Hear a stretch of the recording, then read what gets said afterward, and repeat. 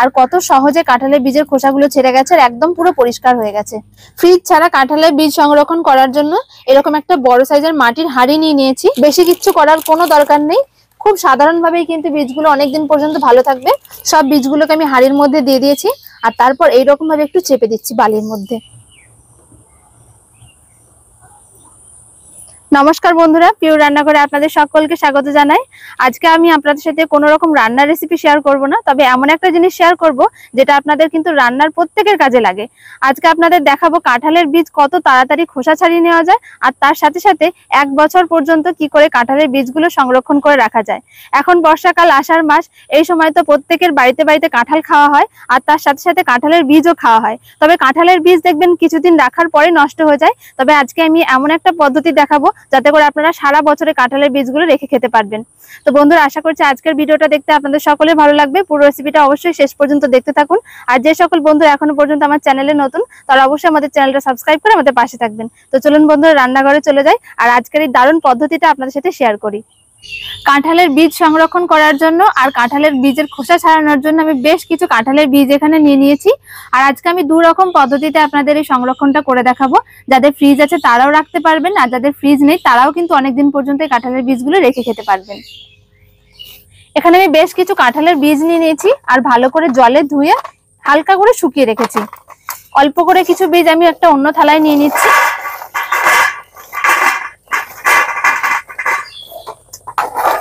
এই বীজগুলো দিয়ে আমি আপনাদের দেখাবো যে কি করে সারা বছর ফ্রিজ ছাড়াই এই কাঁঠালের বীজগুলো সংরক্ষণ করতে পারবেন। তার জন্য এই বীজগুলো আমি আলাদা করে রেখে দিচ্ছি।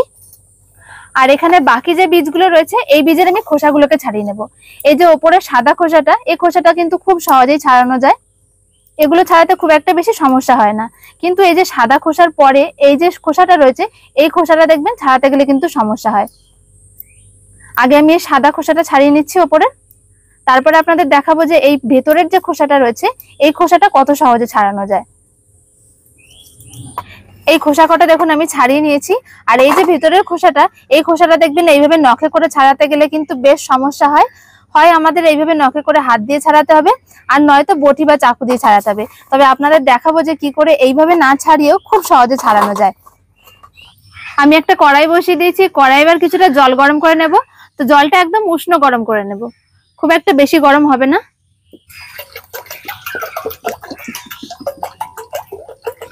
জলটাকে আমি একদম হালকা উষ্ণ গরম করে নিয়েছি। এই উষ্ণ গরম জলটা একটা গামলার মধ্যে কিছুটা ঢেলে নেব। সব জলটা ঢালবো না, আমি অল্প একটু জল ঢেলে নিচ্ছি। এবার এই উষ্ণ গরম জলের মধ্যে আমি একটু লেবু নিয়েছি, এই পাতিলেবুর রসটা একটু দিয়ে দেবো। যে কোনো রকম নোংরা জিনিস পরিষ্কার করার ক্ষেত্রে দেখবেন একটু লেবু দিলে কিন্তু খুব তাড়াতাড়ি পরিষ্কার হয়ে যায়। লেবুর রসটা আমি দিয়ে দিয়েছি। এবার যে কাঁঠালের বীজের খোসাগুলো আমি ওপর থেকে ছাড়িয়ে রেখেছিলাম তার মধ্যে হাফ আমি এই জলের মধ্যে দিয়ে দেব।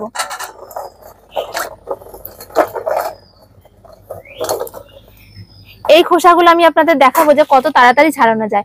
এগুলো আমি গরম জলের মধ্যে মিনিট 5 মতন ভিজিয়ে রেখে দিচ্ছি। এই যে গরম জলের মধ্যে আমি বীজগুলো দিলাম, এই বীজগুলোর যে খোসাটা রয়েছে সেই খোসাটা দেখবেন কত তাড়াতাড়ি ছাড়ানো যায়। মিনিট 5 মতন এইরকম ভাবে গরম জলে রেখে দেবো আমি। তো যতক্ষণ এগুলো ভিজছে তার মধ্যে আমি বাকি যে গরম জলটা রয়েছে এটাকে খুব ভালো করে ফুটিয়ে নিয়েছি। এবার এই ফুটন্ত গরম জলের মধ্যে বাকি যে কাঁঠালের বীজগুলো ছাড়ানো রয়েছে এই বীজগুলোকে দিয়ে দেবো। আর এই বীজগুলো আপনাদের দেখাবো যে যাদের বাড়িতে ফ্রিজ আছে তারা কি করে এই কাঁঠালের বীজগুলো সংরক্ষণ করবেন। এরকম ভাবে ভালোভাবে গরম জলটা ফুটিয়ে নিতে হবে, তারপরে বীজগুলো দিয়ে দিতে হবে। এই জলটা খুব ভালোভাবে ফুটে গেছে। এবার বাকি যে বীজগুলো আমি রেখেছিলাম খোসাটা ছাড়িয়ে সেই বীজগুলোকে দিয়ে দিচ্ছি, আর মিনিট 2 মতন ফুটিয়ে নিতে হবে।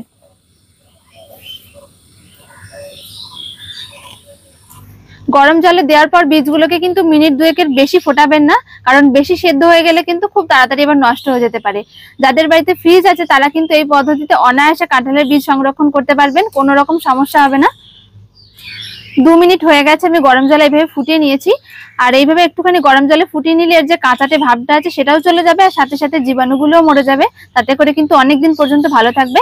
এবার ভালো করে জলটা আমি ঝরিয়ে নিচ্ছি। ভালো করে আমি গায়ের জলটা ঝরিয়ে নিয়েছি। তারপরে এরকম একটা থালার উপরে একটা সুতির কাপড় বিছিয়ে দিয়েছি, এর ওপরে বীজগুলোকে দিয়ে দিচ্ছি। তাহলে বাকি যে জলটা রয়েছে সেটাও খুব তাড়াতাড়ি শুকিয়ে যাবে।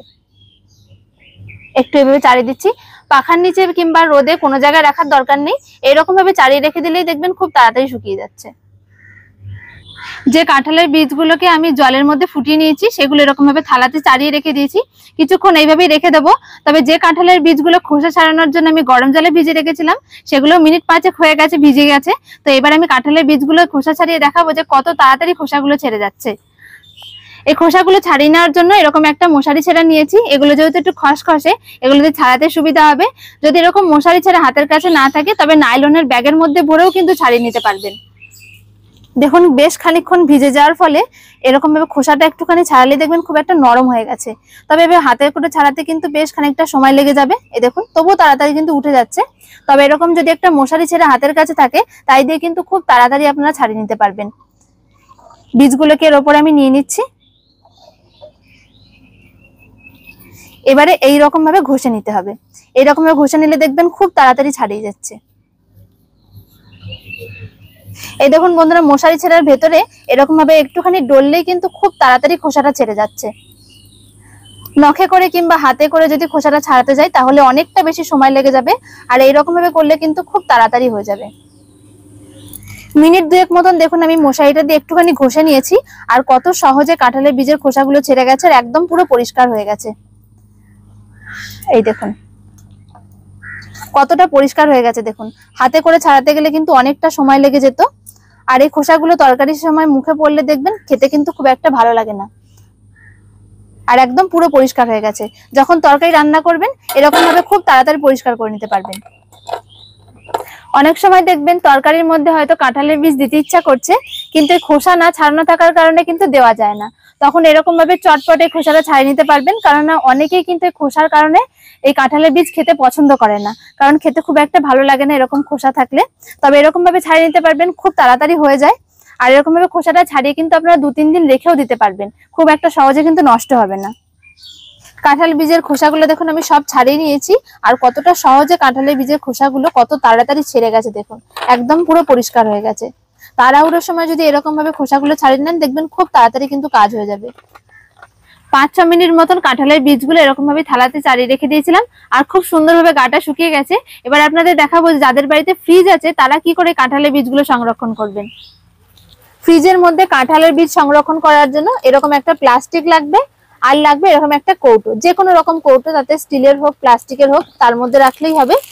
এই প্লাস্টিকের মধ্যে আমি এই কাঁঠালের বীজগুলোকে ভরে নিচ্ছি, আর দেখবেন যাতে এর মধ্যে কোনো রকম জল না থাকে বীজের মধ্যে।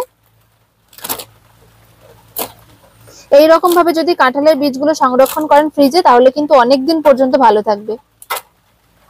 আর অবশ্যই করে প্লাস্টিকের মধ্যে ভরে রাখবেন, অনেকে কিন্তু সরাসরি কৌটোর মধ্যে ভরে রেখে দেন, ওতে করে জল জমে কিন্তু কাঁঠালের বীজগুলো নষ্ট হয়ে যায়। তাই এরকম ভাবে যদি প্লাস্টিকের মধ্যে ভরে নেন তাহলে দেখবেন অনেকদিন পর্যন্ত ভালো থাকবে। ভালো করে প্লাস্টিকের মুখটা আমি মুড়ে নিচ্ছি। প্লাস্টিকের মধ্যে সব বীজগুলোকে এভাবে নিয়ে এবারে মুখটা এরকম একটা গার্ডার দিয়ে আটকে দিচ্ছি। বেশি কিচ্ছু করার কোনো দরকার নেই, খুব সাধারণভাবেই কিন্তু বীজগুলো অনেকদিন পর্যন্ত ভালো থাকবে। এবার এই কৌটোর মধ্যে ভরে মুখটা আটকে দেব। কৌটোর মুখটা খুব ভালো করে আটকে দিয়েছি। এইরকম ভাবে কিন্তু আপনারা নর্মাল ফ্রিজে রেখে দিতে পারেন, বহুদিন পর্যন্ত ভালো থাকবে, নষ্ট হবে না। আর অবশ্যই করে প্লাস্টিকের মধ্যে রাখতে হবে। ফ্রিজের মধ্যে রেখে কাঁঠালের বীজ কি করে সংরক্ষণ করবেন তা তো দেখালাম, তবে সবার বাড়িতে তো ফ্রিজ থাকে না, ফ্রিজ ছাড়াও কি করে কাঁঠালের বীজগুলো সংরক্ষণ করবেন এবার আমি সেই পদ্ধতি দেখাবো। তার জন্য কিছুটা বালি আমি নিয়ে নিয়েছি, আর এই বালিটা হলো বেশ খানিকটা ভিজে। যদি একদম শুকনো বালির মধ্যে রাখেন তাহলে দেখবেন কাঁঠালের বীজগুলো কিন্তু বেশি দিন ভালো থাকবে না। তাই শুকনো বালি যদি বাড়িতে থাকে তাকে অল্প অল্প করে জল দিয়ে একটুখানি ভিজিয়ে ঝুরঝুরে করে নেবেন। আমি কিন্তু সেরকমই ঝুরঝুরে বালি নিয়েছি, তবে তার মধ্যেই বালিটা হালকা ভিজে আছে। ফ্রিজ ছাড়া কাঁঠালের বীজ সংরক্ষণ করার জন্য এরকম একটা বড় সাইজের মাটির হাঁড়ি নিয়ে নিয়েছি। যদি কাঁঠালের বীজ বেশি হয় সেক্ষেত্রে আরেকটু বড় হাঁড়ি নিতে হবে। এবার এর মধ্যে বালিটা দিয়ে দিচ্ছি। প্রথমে বেশ কিছুটা বালি দিয়ে দিতে হবে নিচে, আর এইরকম ভাবে চারিদিকে সাইডে এভাবে চারিয়ে দিচ্ছি বালিটাকে। দেখুন বালিটা দেখে কিন্তু বুঝতে পারবেন ভিজে বালি, তবে তার মধ্যেই কিন্তু ঝুরঝুরে শুকনো। এইরকম ভাবে চারিদিকে বালিটা আমি চারিয়ে নিয়েছি। এবারে এই যে বীজগুলো রয়েছে এগুলো দেখুন ওপরের খোসাটা কিন্তু আমি ছাড়াইনি, এরকমই রয়েছে। আর এগুলো হালকা শুকিয়ে নিয়েছি। তবে যদি কাঁঠালের বীজ সঙ্গে সঙ্গে খেয়ে তারপরেই সংরক্ষণ করতে চান তাও কিন্তু করতে পারেন, শুধুমাত্র জলে ধোবেন না। যদি সঙ্গে সঙ্গে বীজ দেন তাহলে কিন্তু জলে ধোবেন না, আর যদি একটু শুকিয়ে নেন তাহলে কিন্তু জলে ধুলেও কোনো সমস্যা হবে না। এবারে সব বীজগুলো দিয়ে দিচ্ছি, আর এইরকম ভাবে চালিয়ে দিতে হবে।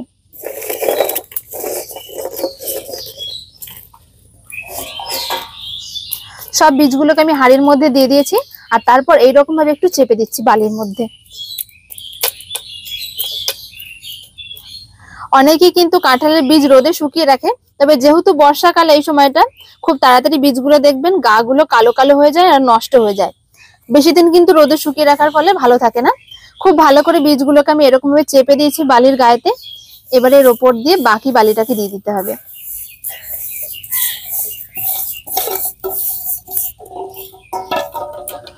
সব বালিটা আমি দিয়ে দিয়েছি, আর এইরকম ভাবে খুব সুন্দরভাবে ঢেকে দিচ্ছি। বালিটা দিয়ে খুব ভালো করে আমি বীজগুলোকে চাপা দিয়ে নিয়েছি, আর তারপরে এরকম একটা ঢাকনা নিয়ে নিয়েছি মাটির, এর উপর দিয়ে ঢাকা দিয়ে দিচ্ছি। বালি দিয়ে ভর্তি করে নেওয়ার পরে কাঁঠালের বীজ সমেত এই হাঁড়িটাকে যে কোনো রকম একটা ঠান্ডা জায়গার মধ্যে রেখে দেবেন। তবে ফ্রিজের মধ্যে রাখার কিন্তু কোনো দরকার নেই, বাড়িতে যেখানে একটু ঠান্ডা জায়গা থাকবে সেই রকম জায়গাতে রেখে দিলেই কিন্তু এটা অনেকদিন পর্যন্ত ভালো থাকবে। অনেকে কিন্তু কাঁঠালের বীজ খেতে খুবই পছন্দ করেন, আর এই বর্ষাকালে যে সময়টা কাঁঠাল পাওয়া যায় সেই সময় তো কাঁঠালের সাথে সাথে কাঁঠালের বীজটাও একদম টাটকা থাকে, সঙ্গে সঙ্গে খাওয়া যায়। তবে যারা পান না সারা বছর তারা কিন্তু এইরকম ভাবে সংরক্ষণ করে রাখতে পারেন। যাদের বাড়িতে ফ্রিজ আছে তারাও সংরক্ষণ করে রাখতে পারবেন, আর যাদের বাড়িতে ফ্রিজ নেই তারাও কিন্তু এরকম ভাবে সংরক্ষণ করে রেখে কাঁঠালের বীজগুলো সারা বছর ধরে খেতে পারবেন। তো বন্ধুরা, আশা করছি আজকের ভিডিওটা দেখে আপনাদের অনেক উপকারে আসবে, কাজে আসবে। ভিডিওটা ভালো লাগলে অবশ্যই একটা লাইক শেয়ার কমেন্ট করবেন, আর আমাদের চ্যানেলটা অবশ্যই সাবস্ক্রাইব করবেন। দেখা হচ্ছে পরের ভিডিওতে। সকলে ভালো থাকবেন, সুস্থ থাকবেন। ধন্যবাদ।